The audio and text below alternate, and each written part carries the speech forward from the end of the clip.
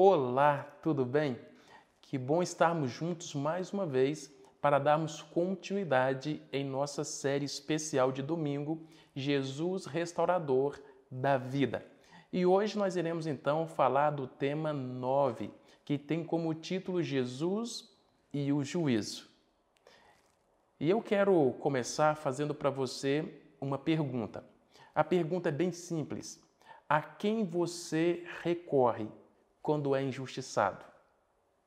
Se por um lado todos colhemos aquilo que nós semeamos, por outro lado nós sofremos coisas ruins, muitas vezes sem merecer, não é verdade?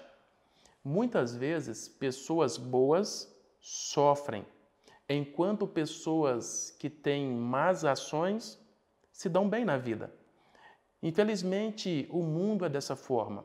Muitas vezes aqueles que são pessoas fiéis, pessoas honestas, acabam sofrendo. E pessoas maldosas acabam prosperando. Mas que sentimento é esse? Quando eu sou injustiçado, a quem eu vou recorrer será? Alguns se colocam acima da lei. Já viu essas pessoas? Outros chegam a celebrar a impunidade. Este é o mundo que nós vivemos. E no mundo virtual? No mundo virtual em que é possível se esconder no anonimato. Ou seja, eu consigo fazer coisas sem ser identificado. E dessa forma, a maldade vai cada vez crescendo mais. Porém, a Bíblia Sagrada, a Palavra de Deus, ela nos lembra que todos nós seremos julgados. Não julgados pela lei humana, mas julgados por Deus, de acordo com as nossas escolhas. Então, cada um será julgado pelas escolhas que fez, pelas suas ações. Em verdade, o nosso destino eterno, ele está sendo decidido. E um dia, todos nós haveremos de comparecer na presença do Senhor. Ninguém irá passar batido desse dia. E tudo aquilo que nós fizemos, quer seja bom ou quer seja mal, quer seja visível ou quer esteja oculto, será apresentado diante do juiz. Essa é uma certeza que nós precisamos ter. Então, quando olhamos para a humanidade, muitas vezes parece que há impunidade, injustiça, mas nunca se esqueça, todos nós iremos comparecer no tribunal de Deus. Porém, todo aquele que verdadeiramente se arrepender e confiar em Jesus não precisa ter medo. Ou seja, se eu confio em Jesus, se eu me coloquei nas mãos de Jesus, eu posso ter convicção de que eu serei justificado por Ele no juízo final. Cristo Jesus, Ele é o nosso advogado, segundo a Bíblia. E além de advogado, Ele também é o nosso intercessor. Então, quando nós erramos, quando nós falhamos, porém nos colocamos com humildade na presença de Deus, reconhecendo a nossa situação, Ele então mostra suas marcas e diz: Pai, eu morri por ele, eu morri por ela. E nós somos justificados pelos méritos de Jesus, pelo sangue de Jesus. E nós iremos então, a partir de agora, estudar um tema especial que é o juízo de Deus. Só que antes de iniciar o estudo na Palavra de Deus, eu quero chamar minha dupla missionária, meu amigo Pastor Luiz, e ele quer falar um pouquinho contigo. Tudo bem? Pastor Luiz, por favor, é a sua vez, estão te esperando. Olá, tudo bem? Seja muito bem-vindo ao nosso tema de hoje, um tema importantíssimo para a nossa vida espiritual, para o nosso crescimento na fé. Deus te abençoe, abençoe sua casa, sua família. E obrigado ao nosso instrutor bíblico, nossa instrutora bíblica, que está acompanhando, que está dando suporte para você, né? E eu me sinto muito feliz em formar uma dupla missionária com essa pessoa no tema de hoje. Vamos então agora orar. Querido Pai Celestial, muito obrigado por esse momento e agora pedimos que o Espírito Santo nos ilumine, nos abençoe e nos faça entender a Tua palavra. Em nome de Jesus, amém. Amém. Francisco era casado com Laura e esse casal tinha uma família muito feliz porque tinha 2 filhos gêmeos e eles moravam na cidade de Curitiba, no Paraná, no Brasil. E um domingo pela manhã, os avós saíram com os filhos do Francisco e da Laura para um passeio na praia. E na estrada havia um grande congestionamento. E o vovô, dirigindo, tentou fazer uma ultrapassagem e calculou mal. Viu uma carreta de lá para cá e aconteceu um acidente trágico. E morreram todos eles, o vovô, a vovó e os 2 filhinhos da Laura e do Francisco. O Francisco ficou totalmente destruído por dentro e a esposa Laura também. A Laura entrou em depressão e em pouco tempo ela ficou tão mal, que em 4 meses a Laura também veio a falecer. E o Francisco ficou sozinho, sem esposa, sem filhos, sem esperança, sem expectativa nenhuma de vida. Resultado, ele foi para as drogas, foi para a prostituição e se envolveu com coisas muito estranhas. E passou a usar drogas também.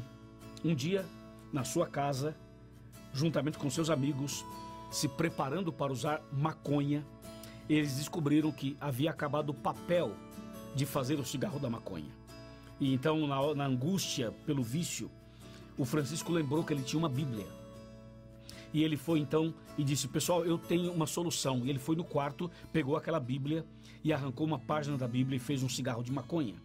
Aí arrancou a outra página para o amigo, outra para o outro, outra para o outro, e todos fumaram maconha usando a folha da Bíblia. A partir daquele dia, o Francisco e os seus amigos só faziam maconha com a folha da Bíblia. Uma coisa horrível. Ele destruiu uma Bíblia inteira. Um dia, fumando maconha com a folha da Bíblia, ele ligou a televisão no sábado. E quando ele ligou a televisão, ele achou a TV Novo Tempo. E começou a assistir a TV Novo Tempo. E de repente começou o Arena do Futuro, que é o nosso programa da TV. E então eu estava pregando no Arena e eu dizia assim: você que está me assistindo, que está usando drogas e que está pensando em cometer uma loucura. E o Francisco estava assistindo com um cigarro de maconha na mão, feito com a folha da Bíblia. Ele se assustou quando eu disse: você que está usando drogas, me assistindo agora, Deus vai mudar sua vida. E aquele dia, o Francisco ficou tão emocionado, começou a chorar, se ajoelhou nos pés da televisão, com um cigarro de maconha na mão, feito com a folha da Bíblia. E naquele dia, aconteceu um milagre, uma mudança total na vida dele. Que coisa impressionante, não é? Hoje, eu trouxe a Bíblia que o Francisco destruiu, fumando maconha com as folhas da Bíblia. Eu trouxe aqui. Daqui a pouquinho eu vou te mostrar. Faça o estudo bíblico e já já eu volto para te mostrar essa Bíblia que o Francisco destruiu usando as páginas dela para fumar maconha. E aí? O que é que Deus faz com uma pessoa dessas? No juízo final, essa pessoa será salva ou será condenada? O que aconteceu com Francisco? Qual foi o final dessa história? Já já eu te conto. Até já.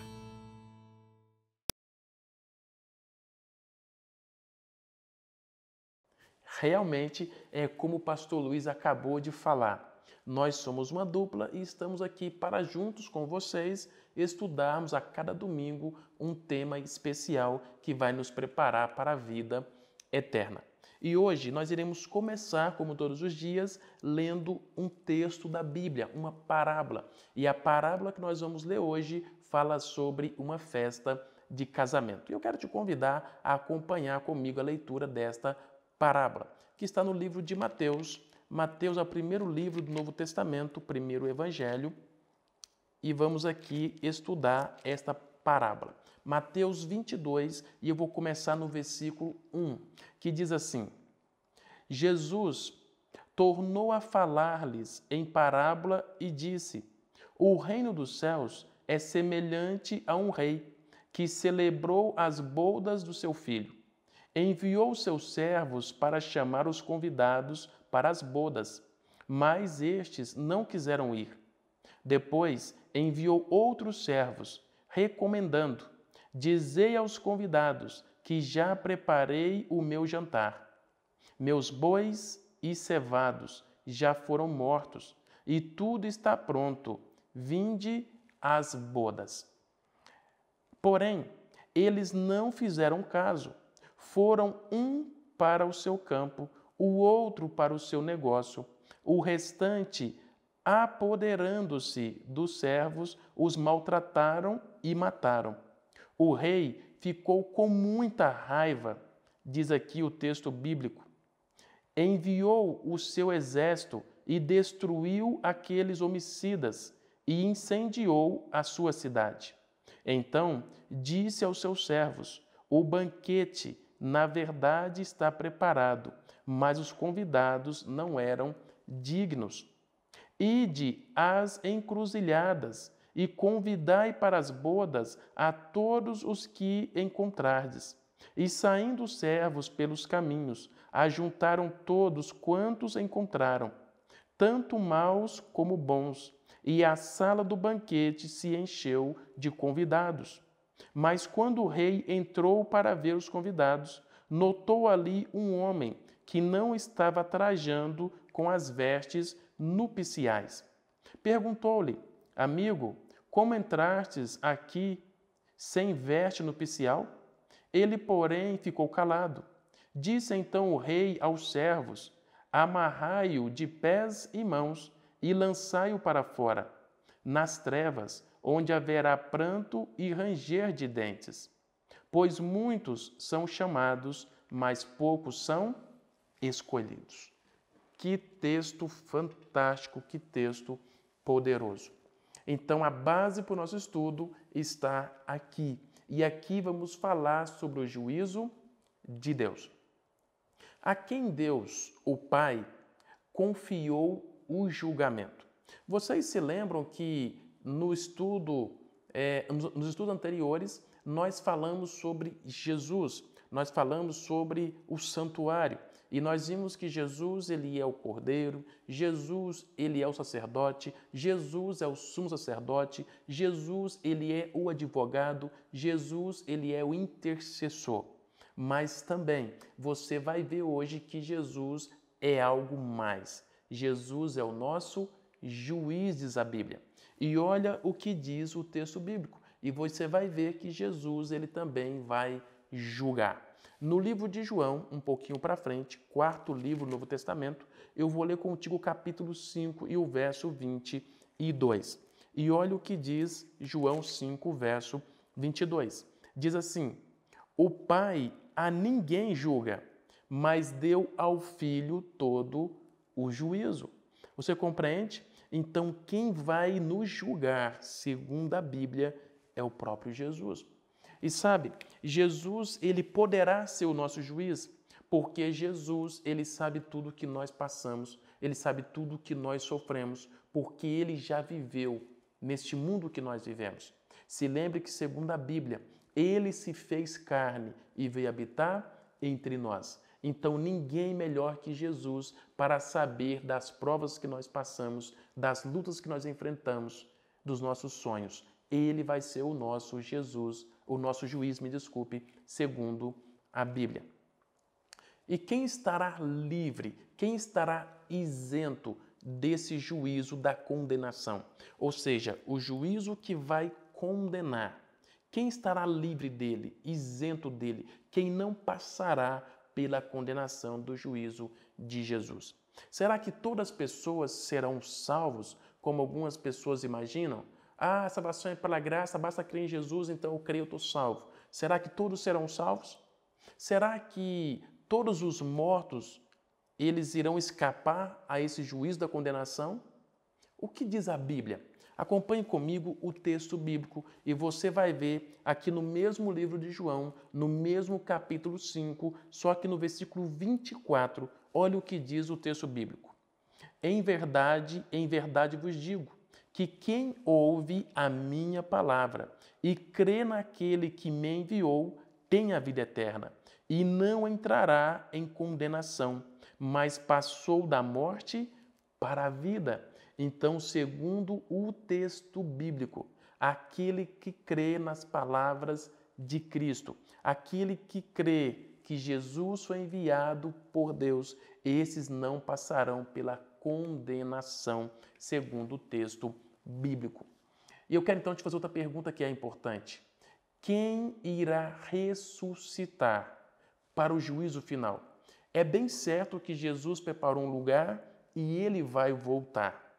E quem é que vai ressuscitar para o juízo final? Para o juízo da execução. Quem será? Aqueles que morreram para receber o juízo da condenação. Quem vai ressuscitar? Será que são justos que vão passar por esse juízo?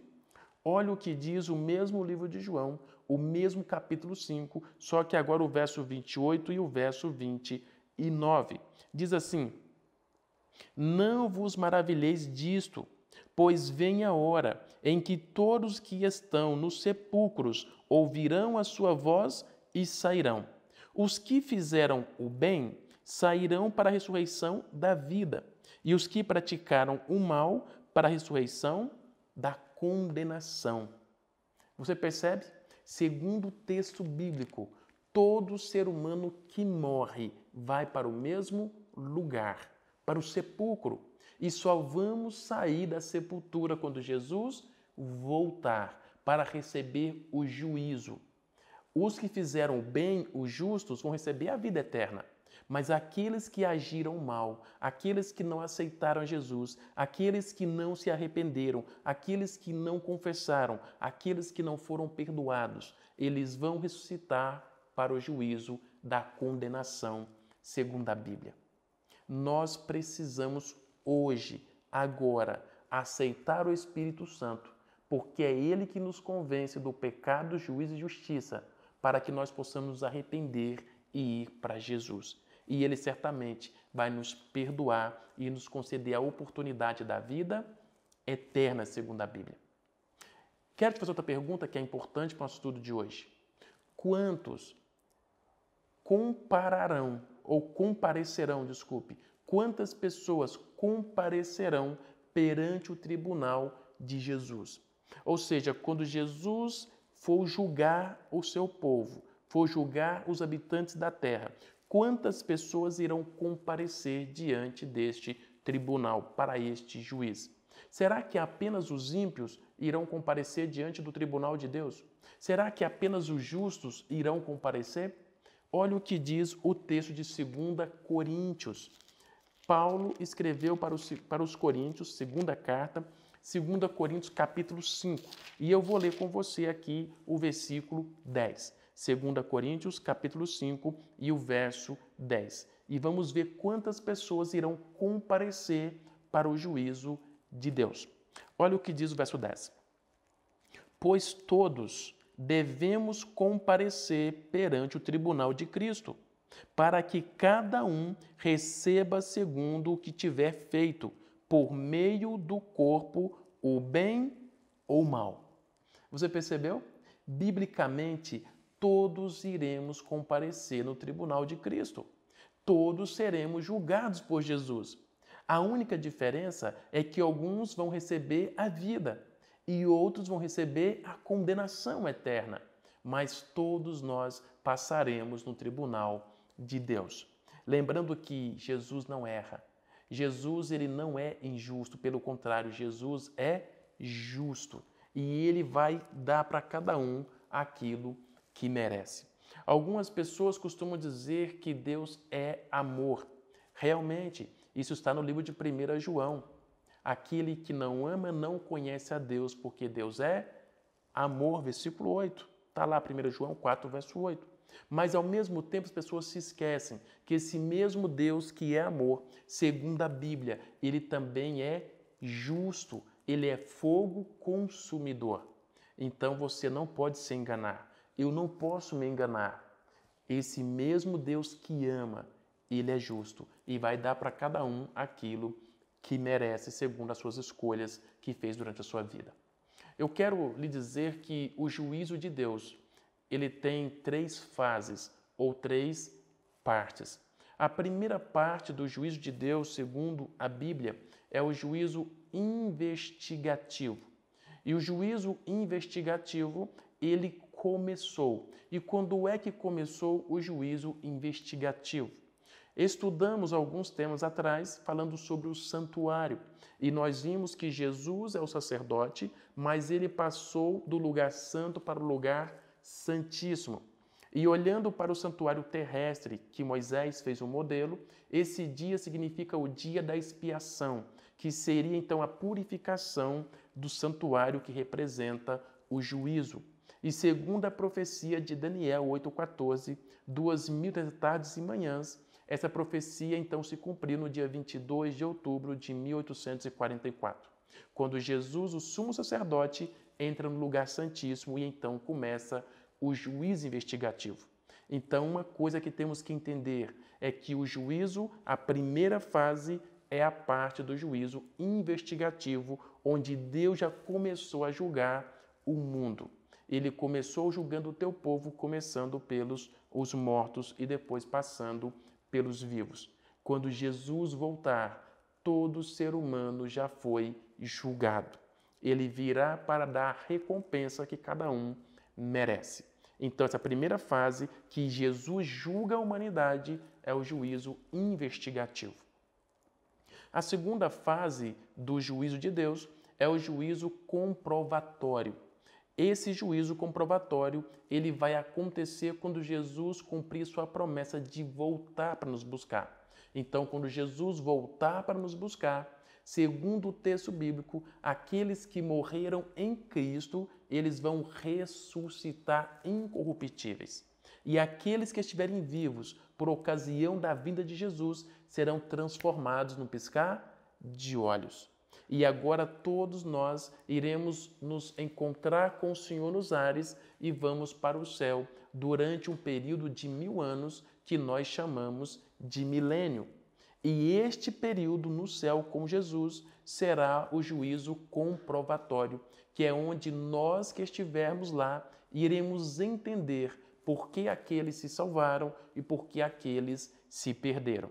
Então, essa segunda fase do juízo é para nós que estaremos com Jesus no céu.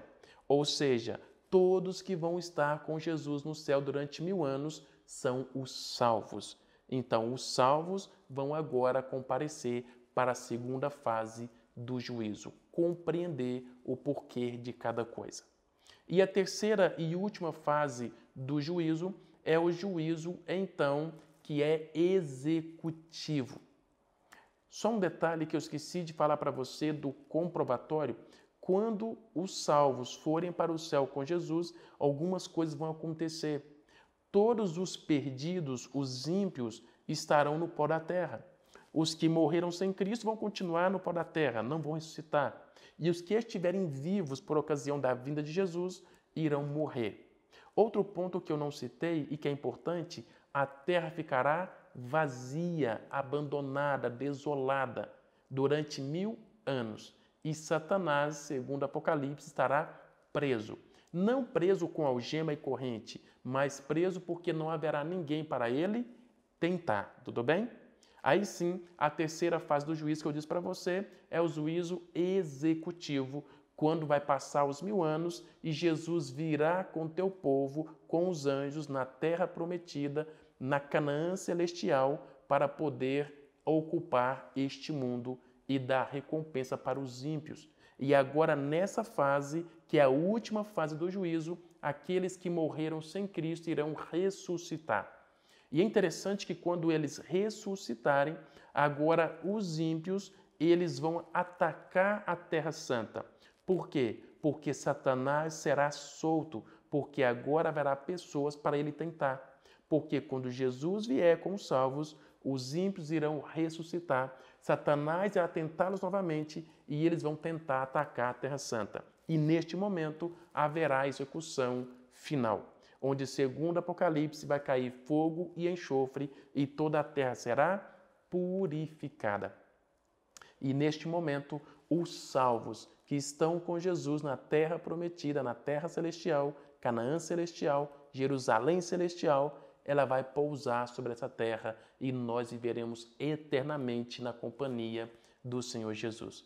Porque, segundo a Bíblia, o trono de Jesus será aqui, no meio do teu povo, perto de você e perto de mim. Não é bom pensar nisso? Então saiba de uma coisa, o dia em que toda a maldade, toda a injustiça desse mundo vai acabar, está chegando, porque Jesus está voltando para nos buscar. E eu quero então fazer uma pergunta para você. Você deseja fazer parte daqueles que vão ressuscitar na primeira ressurreição com Jesus? Você deseja viver eternamente ao lado de Cristo para nunca mais ter que se separar? Então fica aí e eu quero chamar neste momento meu amigo pastor Luiz Gonçalves, minha dupla missionária, e ele tem algo para falar para você. Pastor Luiz, é a sua vez, estão te esperando. Grande abraço e até domingo que vem. Muito bem, já estamos juntos de novo. Você já fez o estudo bíblico, não é? Muito bem, parabéns, Deus te abençoe grandemente. Você deve estar ansioso pela história do Francisco, né? O que aconteceu com ele e cadê a Bíblia que ele fumou e tudo isso. Bem, antes de mostrar, eu quero te dizer o seguinte: a quem você recorre quando você é injustiçado, quando você é mal entendido, quando as pessoas não compreendem você? Outra coisa, quando o ser humano fala assim, eu quero justiça, eu quero justiça, eu quero justiça, será que o ser humano sabe o que está falando? O que é a verdadeira justiça? O que a Bíblia fala sobre isso? Se você for para Apocalipse 14, por exemplo, você vai ouvir falar sobre o juízo final. A Bíblia fala sobre o juízo final. E Apocalipse 14 trata desse assunto de uma maneira muito profunda. Eu gostaria de ler um texto aqui de Apocalipse 14 para você. Versículo 6 e versículo 7. Vi outro anjo voando pelo meio do céu, tendo o evangelho eterno, para pregar aos que se assentam sobre a terra e a cada nação e tribo e língua e povo, dizendo em grande voz, temei a Deus e dai-lhe glória, pois é chegada a hora do seu juízo, e adorai aquele que fez o céu e a terra, e o mar e as fontes das águas. Meu amigo e minha amiga, presta bem atenção no que eu vou lhe dizer. O juízo final aparece na Bíblia dividido em 3 fases. A primeira fase é a fase de investigação, a segunda de comprovação e a terceira de execução. A primeira fase já está em andamento. Nós estamos vivendo agora o grande juízo de investigação. O juízo de comprovação ocorrerá durante o milênio, após a volta de Cristo. E o juízo de execução ocorrerá depois do milênio, quando descer aqui a cidade santa, Nova Jerusalém. Das 3 fases, a mais importante é a primeira, é a fase de investigação, porque é agora que se decide o seu futuro. É agora que se decide se você vai ou não para o céu. E quem decide? Você decide. Eu decido. Nós decidimos. Deus apenas vai julgar de acordo com as nossas decisões. Nesse julgamento, quem é quem? Bem, Deus é o juiz. Jesus é o advogado de defesa. O diabo é o advogado de acusação. Os anjos são as testemunhas. Nós somos os réus. E os 10 mandamentos são a lei usada como norma do julgamento final. Deu para você entender? Vou repetir. Deus é o juiz, Jesus é o advogado de defesa, o diabo é o advogado de acusação. Entendeu? Os anjos são as testemunhas. Nós somos os réus. E os 10 mandamentos são a lei usada como norma para o juízo final. Entendeu? Então é importante você saber uma coisa. Para que no julgamento final você possa ser salvo, absolvido e receber o perdão final de Deus, você precisa ter o nome no livro da vida. Ter o seu nome no livro da vida. É o que diz aqui a palavra de Deus. Eu vou ler para você Apocalipse 21, verso 27. Olha que texto extraordinário esse daqui. Apocalipse 21, verso 27 fala: nela nunca jamais penetrará coisa alguma contaminada, nem o que pratica abominação e mentira, mas somente os inscritos no livro da vida do Cordeiro. Ou seja, só pode ser salvo quem tiver o nome no livro da vida. E ter o nome no livro da vida significa que essa pessoa se converteu, aceitou Jesus e foi batizada. Deu para você entender? ou seja, aceitou Jesus, entregou a vida para ele e foi batizada. Olha só o que diz Apocalipse 22, verso 15. Fora ficarão os cães, os feiticeiros, os impuros, os assassinos, os idólatras e todo aquele que ama e pratica a mentira. Ou seja, as pessoas que não se arrependeram, as pessoas que não se converteram, estas não serão salvas. Mas quem se arrepende, se converte, aceita Jesus e batiza, o nome vai para o livro da vida do Cordeiro. E olha só o que diz aqui a palavra de Deus. Apocalipse 20, verso 15. E se alguém não for achado inscrito no livro da vida, esse será lançado para dentro do lago de fogo. Que coisa, hein? E o Francisco, que fumou a Bíblia inteira, usou as páginas, fez cigarro de maconha, destruiu uma Bíblia inteira. E aí, como é que fica o caso dele? Olha só, tá preparado? Atenção, deixa eu esconder aqui um pouquinho. Deixa eu esconder um pouquinho aqui. Vou pegar a Bíblia que ele fumou. Tá preparado? Tá preparado? Olha lá, ó, peguei aqui. Essa é a Bíblia. Eu vou abrir para você ver, tá? Eu vou abrir para você ver. Eric, veja se dá para pegar direitinho aí o que eu vou mostrar. Acho que sim, né? Olha só aqui. Tá bom assim? Ou mais para cá? Aqui tá bom, né? Aqui, assim, mais no centro. Olha aí, pessoal. Tá vendo? Essa é a Bíblia que o Francisco fumou, usou as páginas dela para fazer cigarro de maconha. Destruiu uma Bíblia inteira. Ele só não fumou o Apocalipse. O resto ele fumou tudo. Quer dizer, eu pergunto, em um caso desse, como é que fica no juízo final? É o seguinte, o Francisco se arrependeu, se converteu, eu batizei o Francisco. Hoje ele é adventista, é um servo de Deus e é uma pessoa que ajuda, inclusive, na pregação do Evangelho na igreja. Então eu fico pensando, né? Se Deus converteu o Francisco, se Deus mudou a vida do Francisco, se Deus perdoou o Francisco, o que é que há na sua vida que Deus não possa perdoar? Deus pode perdoar você, não importa o que você já fez, o que você deixou de fazer, se você já matou, se você já roubou, se você já mentiu, se você se envolveu em corrupção, se você praticou um aborto, se você praticou uma agressão, se você não foi honesto aqui, não foi honesto ali, não importa o pecado que você cometeu. Se você se arrepender de verdade, se você confessar os seus pecados de verdade, se você pedir perdão a Deus de verdade, Deus perdoa você por causa de Jesus. E Jesus, que é o seu advogado, ele intercede por você perante o Pai. E você vai se preparar para a vida eterna quando Cristo voltar. Amém? Essa é a beleza do Evangelho, a beleza da salvação em Jesus. Jesus, ele tem um plano para você.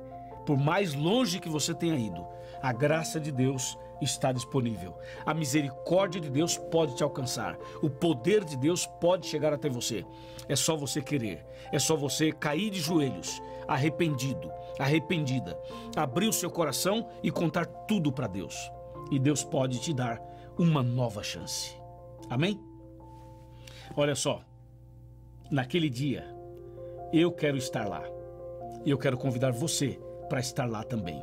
Então, se você não batizou ainda, tome a decisão pelo batismo. E se você já se batizou, permaneça firme na fé. E se tem que abandonar alguma coisa, faça isso agora mesmo. Que Deus te abençoe. Durante a semana, você tem uma tarefa espiritual, que é ler os textos bíblicos que aparecem no seu estudo, sobre comunhão, relacionamento e missão. E um detalhe importante que eu quero falar para você. Nós temos o objetivo que você seja um discípulo do Senhor, uma discípula de Jesus. E agora, atenção você que é um instrutor bíblico, atenção você que é uma instrutora bíblica, eu preciso que você continue apoiando essa pessoa nessa caminhada cristã. Deus te abençoe muito. Parabéns por essa decisão que você acaba de tomar. Vamos orar. Senhor nosso Deus, obrigado, meu Pai, pela mensagem de hoje. Abençoa essa pessoa que ora comigo, essa pessoa que está nesse momento desejosa de começar uma vida nova. Eu entrego em tuas mãos ele, ela, o pequeno grupo, a classe bíblica, esse casal, essa família, e que naquele grande dia todos nós possamos estar preparados para a vida eterna. Em nome de Jesus, amém.